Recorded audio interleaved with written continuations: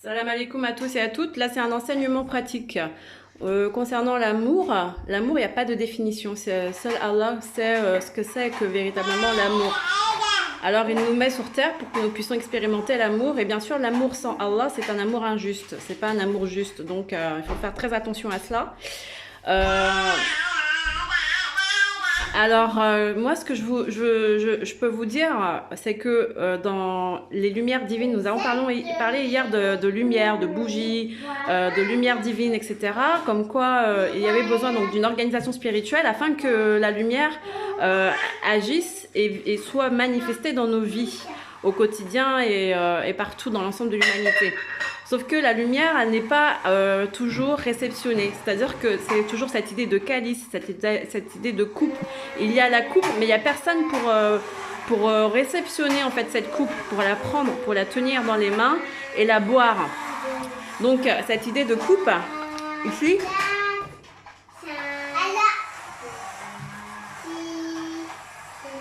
voilà. Donc là, vous avez la coupe. Dans la coupe, il y a la lumière. La coupe, c'est comme si c'était vous, en fait. C'est vous, c'est votre corps spirituel, votre corps physique. Mais si la lumière divine tombe et qu'il n'y a personne pour la réceptionner, donc elle va tomber à côté de la lumière. Et s'il n'y a personne pour la boire, donc soit la lumière, elle va rester là en surface, et vous savez que de l'eau qui stagne, c'est de l'eau qui va puer, qui va être néfaste pour l'humain. Il faut que cette eau, elle soit toujours renouvelée et bénie. Et sinon, ça va être de l'eau usée. Et ça va même faire des maladies. Donc, la lumière divine, il faut absolument qu'elle soit accompagnée, qu'elle soit purifiée, qu'elle soit, voilà, qu'il y ait quelque chose en fait. Donc ici, ça fait effet miroir. Aïe aïe aïe, le soleil. Donc là, ici, vous avez donc la coupe. Je vais essayer de faire comme ça, voilà, comme ça vous ne voyez pas trop. Donc là, ici, vous avez la coupe, et il faut travailler cette lumière divine, etc., etc. Il faut la réceptionner. Concernant donc l'amour, c'est ce que je voulais dire, c'est là où je veux en venir.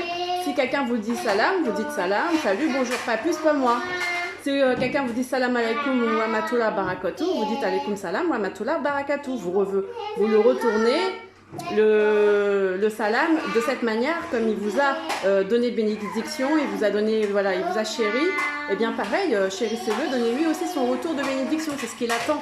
L'amour, c'est ça, c'est un code, il y a un code de retour quand même à avoir, c'est logique, on vous fait du bien, le retour, comme dit les lois d'attraction, la loi de la nature, de l'univers, tu fais du mal à quelqu'un, ça va de toute façon un jour ou l'autre ça va te le retourner.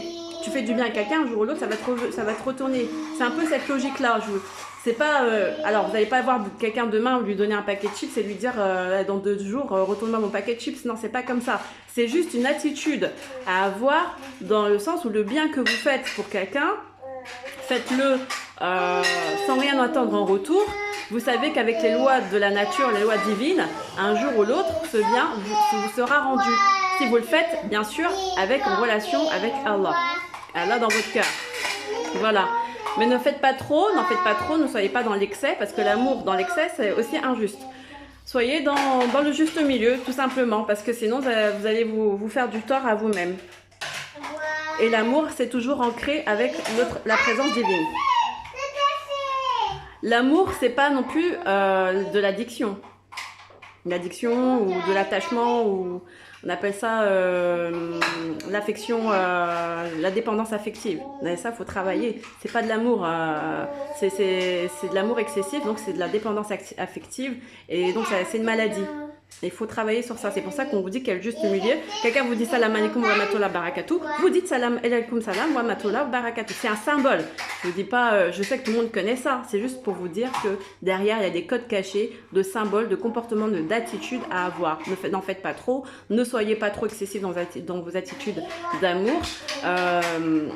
Sachez que le véritable amour, c'est le fait de se donner aux autres, de donner tout ce qu'on est capable, la possibilité, son potentiel aux autres sans rien entendre au retour, mais le faire parce que vous êtes câblé, vous êtes connecté à Allah, vous le faites pour Allah et Allah vous le rendra bien. De toute manière, si ce n'est pas sur terre, ce sera dans les cieux. Et c'est dans les cieux, c'est caché.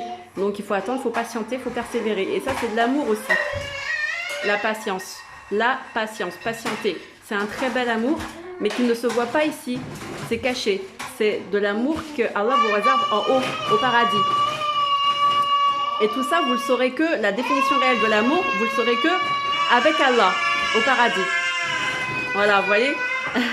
Ah, les enfants, c'est de l'amour. Les enfants, c'est de l'amour aussi, hein.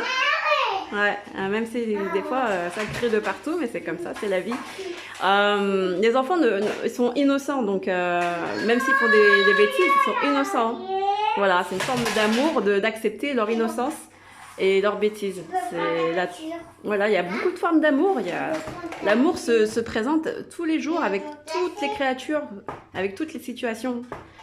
Et dans les côtés positifs comme dans les côtés négatifs. Et c'est dans les côtés négatifs que dans les ténèbres qu'on voit jusqu'où notre amour, notre définition de notre amour à nous, parce que chacun a sa définition de l'amour. Parce que Allah met en nous des situations pour que nous ayons des situations d'amour, de manifestations d'amour, pour que nous puissions avoir voilà, pour reconnaître cet amour que Allah nous a mis en nous et que nous puissions aller jusqu'au bout de cet amour. Voilà, c'est dans les situations difficiles que véritablement nous pouvons dire ce qu'est l'amour à notre point de vue, à nous, parce que c'est individuel. Et chacun a cette opportunité, en tout cas en étant sur Terre, de le manifester, de l'expérimenter et de se le définir à lui-même. Mais ce n'est pas une définition universelle. Une définition universelle de l'amour, ça n'existe pas. C'est quelque chose qu'Allah nous dira, nous dévoilera le jour d'Al-Qiyamah, le jour du jugement, quand on sera tous au paradis. Inch'Allah. Je nous souhaite à tous, amin. Salam alaikum à tous.